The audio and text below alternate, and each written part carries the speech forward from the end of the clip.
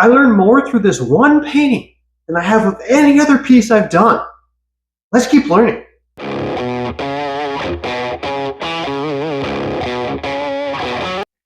Sometimes the best way to grow as an artist, or even as a human being, is to commit yourself completely to something you have never done before.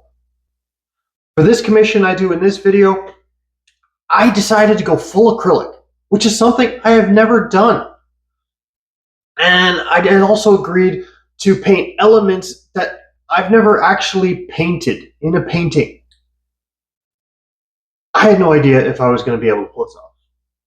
But let's see what happens, and here we go. Here's a little something weird for me. I'm going to actually talk about the development and drawing of this painting. The client for this one, they wanted a girl with antlers and a bird. That's all they really told me. So I had to search it out. They were looking for paintings, they couldn't find one, so they came to me and asked me if I could make one for them, an original. So sure, why not? I've never done any of it, so why the heck not, right? Okay, at this point, I had to take the canvas and I had to prep it. So I put in a couple layers of gesso, sanded it down between each layer, cleaned it up, and then gesso again, all that kind of stuff.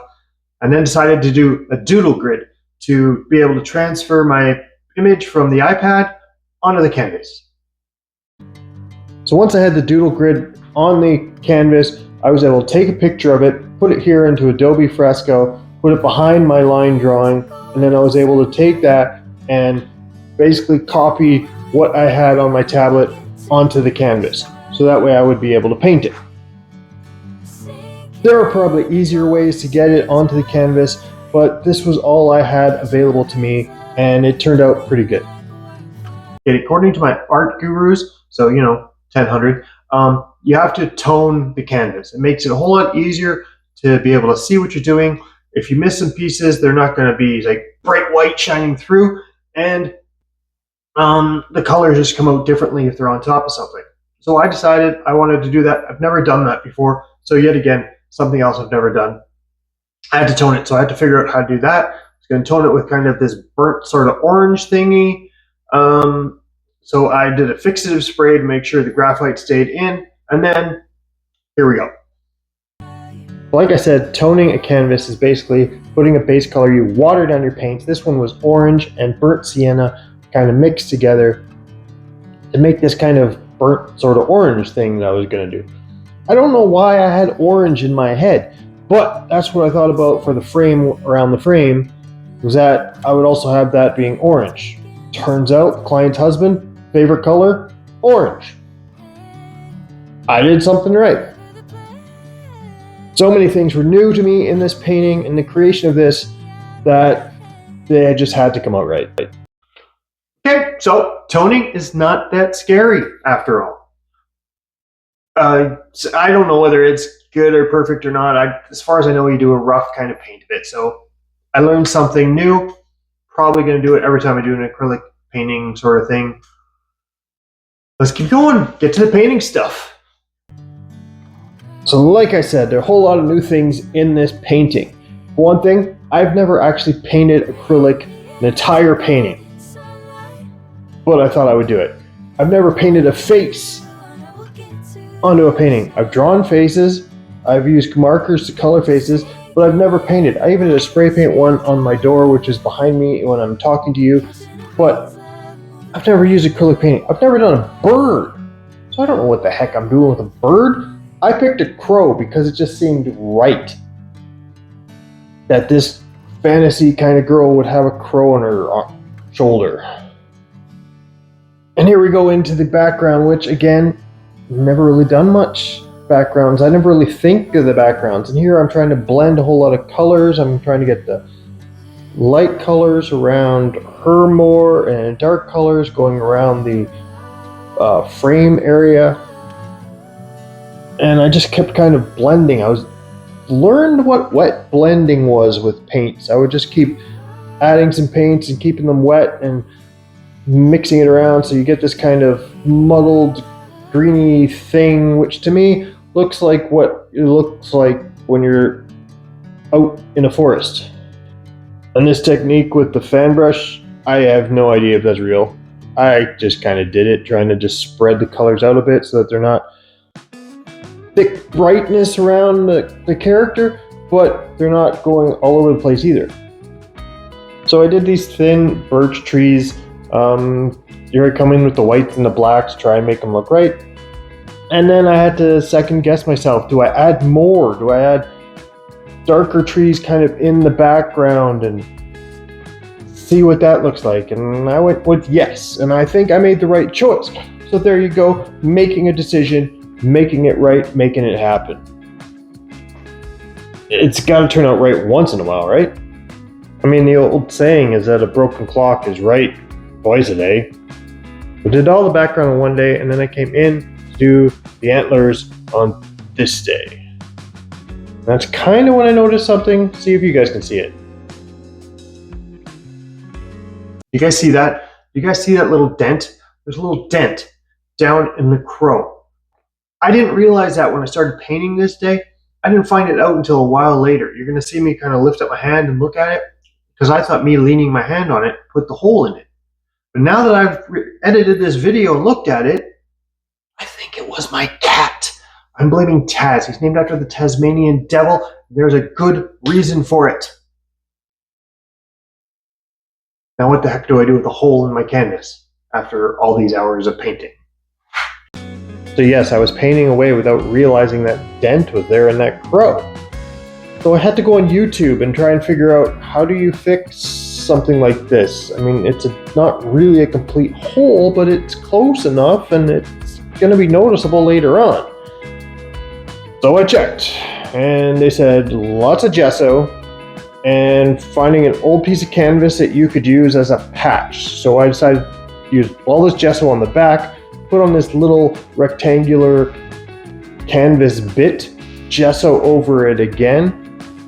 So hopefully that's all going to dry nice and tight and glue it on basically. And then I go put some gesso on the front in the little dent area just to kind of fill it up. Kind of like you would do if you're doing drywall.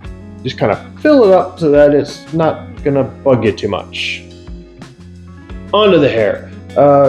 I basically picked red because I didn't want to do like a blonde girl or a brunette girl because it's too much brown and stuff. So I wanted to go with a kind of a reddy, orangey, almost a blood orange kind of red, which is my favorite spray paint. The skin.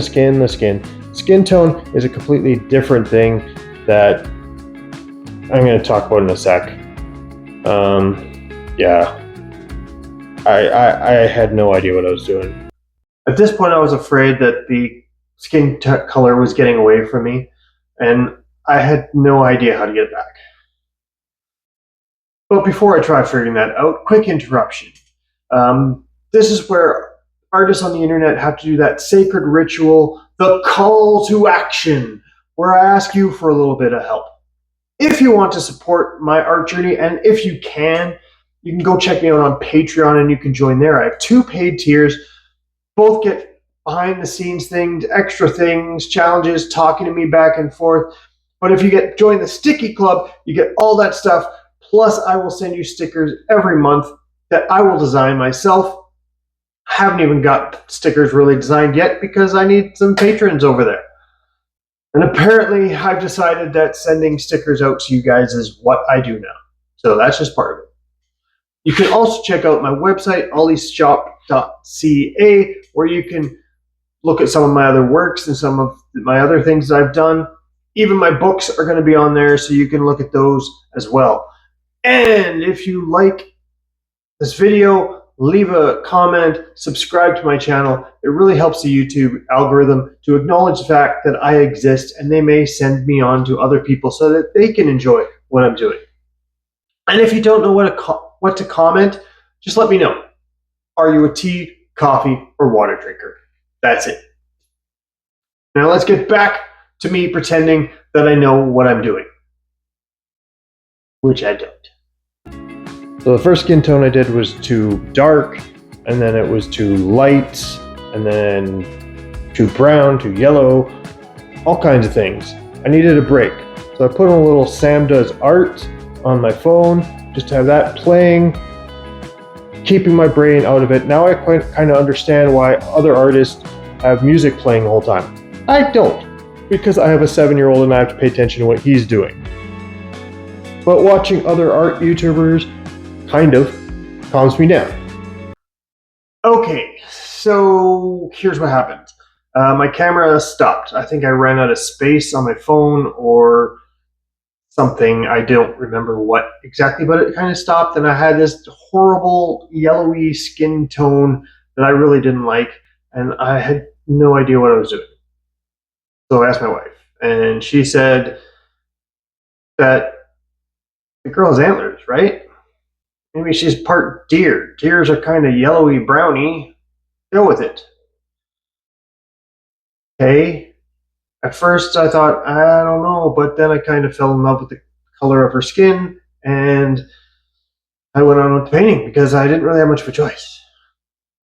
You gotta go on. A lot of artists use a wet palette. What I used is this plastic tub. I have parchment paper there with paints on it. Underneath that, a damp paper towel. Kept my paints good for like the week or so, 2 weeks, whatever it was that I was painting this, and I kept them nice, wet. They were perfectly fine. I just kept it in the fridge when I wasn't using it. This day was tense because I've never really done shadows in painting, but it was also very exciting, especially looking back at this video, because you get to watch this girl come alive. She is more than just a flat thing after the end of this. She comes out, you can see who she becomes, and it's amazing to me. As you might notice, I kind of erased part of the hand line and then moved the hand up a little bit. Just trying to fix things, learning new techniques, learning how to do all of this stuff. Look, that's a face. That's right there. She's alive. Sorry, that kind of excites me every time I watch this video. That I created something that looks almost 3D-ish on a flat canvas. And all I was doing was kept putting on different layers and stuff. In fact, my wife told me my shadows were too dark, so I came in the next day and made them a little darker. And I had to keep thinking about the light is coming up from the upper left, so where are all the shadows? Decided to give some eye makeup, and then onto this blanket that's covering her naked body. You might have just heard me slap a mosquito. I was always thinking blue for this blanket, so I went with it. It's good colors with the blue, green, reddy orange kind of stuff. It comes out really nice, and look, even that comes alive with the shadows. Don't forget your shadows and highlights. They are amazing. On to the next thing I had no idea what to do. The crow. Here's the story I came up with this whole painting. It's that this crow here, he's going to end up, you're going to see him crying. Another thing, never done, never painted tears. But crow's going to end up crying. Why is the crow crying? Because he is the symbol of rebirth and renewal. And the crow is sad because this girl has one eye covered. She's not looking at everything that she could be doing. She's not looking at her potential. She's not looking at what she can accomplish. So the crow is sad because she's not paying attention to what she could be doing. That's your moral lesson for this painting. Now the crow, I'd never done feathers, and it's hard to do black and black and black, so I use a whole bunch of different colors, and blues and purples mixed with black to make the bird's feathers, and the white highlights, of course, and then coming in with more highlights on her. I was having so much fun at this point in time. Learning all kinds of new techniques and how to erase even and how to paint. It was awesome. There you have it, ladies and gentlemen. It's finished. Off camera, I did do some work on the antlers to make them more realistic and just tried to make them more rounded and everything. Varnished it up, all that kind of stuff. So without further ado, here are those final shots.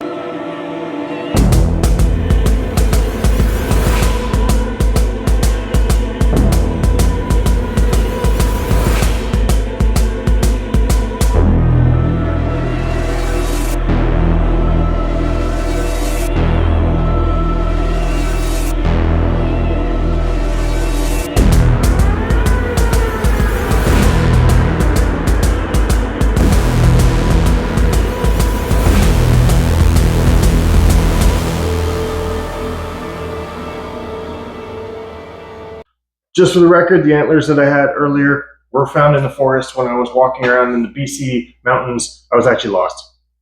Let's be honest. Mosquitoes.